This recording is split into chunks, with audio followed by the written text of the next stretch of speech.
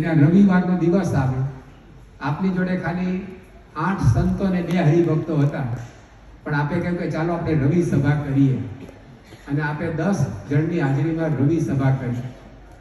તો આપના જીવનમાં સેવા અને કથા બે બેલેન્સ દેખાય છે.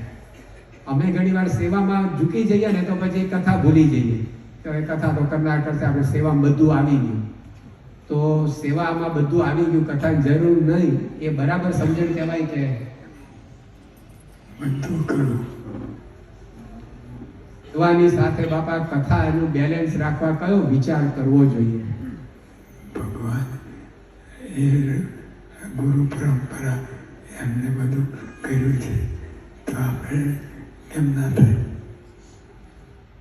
સ્વામી શ્રી, આપ વારે વારે ગુરુ પરંપરાની વાતો કરો છો, ભગવાનની વાતો કરો છો, પણ શ્રીજી મહારાજને તો અમે કંઈ જોયા નથી, ગુણાતીતાન સાંઈ જોયા નથી, ભગતજી મહારાજને સેવા કરતા જોયા નથી, શાસ્ત્રી મહારાજને સેવા કરતા જોયા નથી, યોગી બાપાને કોઈએ બહુ સેવા કરતા જોયા નથી, પણ બધું આપનામાં અત્યારે અમને દેખાય છે, એટલે અમે આપની નજર સામે રાખી અને સેવા કરતા રહીએ તો પાર પડી જવાશે. બરાબર ને?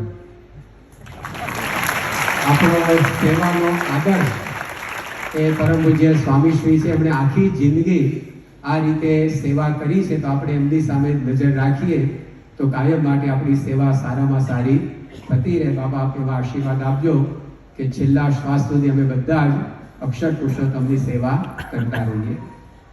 આજે સ્વામી ચૈત્ર મહિનાનો પહેલો દિવસ છે. ચૈત્ર મહિનો એ મર્યાદા પુરુષોત્તમ રામચંદ્ર ભગવાન એમના જન્મથી અને પરબ્રહ્મ શ્રી સ્વામિનારાયણ ભગવાન એમના જન્મથી અમર થઈ ગયો છે સંસ્કૃતિમાં. અને ચૈત્ર મહિનામાં જ આપે સત્સંગ દીક્ષા ગ્રંથ ચૈત્ર સુદ 9 પૂરો કર્યો, અને વિશેષ આ ચૈત્ર મહિનાને સ્મરણીય બનાવ્યો. અને ચૈત્ર મહિનાનો પહેલો દિવસ બાપા ગુડી પડવો કહેવાય, અને ગુડી પડવો એ મહારાષ્ટ્રમાં 9 વર્ષ ગણાય. અને પૌરાણિક કથા પ્રમાણે બ્રહ્માએ સૃષ્ટિની રચના કરી એ આ દિવસ છે.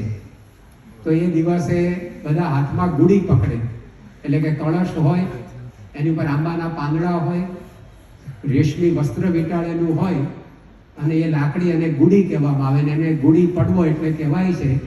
તો આજે આપ અહીંયા બિરાજમાન છો, અમારે તો 9 વર્ષ કાયમ જ છે આપના સાનિધ્યમાં, પરંતુ વિશેષ સૌને સ્મૃતિ મળે એટલે આપના કર કમળમાં ઠાકોરજીની પ્રાસાદિક ગુડી આપવામાં આવશે, જે અધર્મ ઉપર ધર્મના વિજયનું પ્રતીક ગણાય છે બાપા.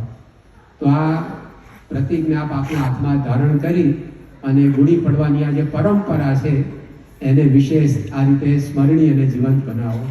શ્રી સ્વામિનારાયણ ભગવાનની, અક્ષર પુરુષોત્તમ મહારાજની, મહંત સ્વામી મહારાજની.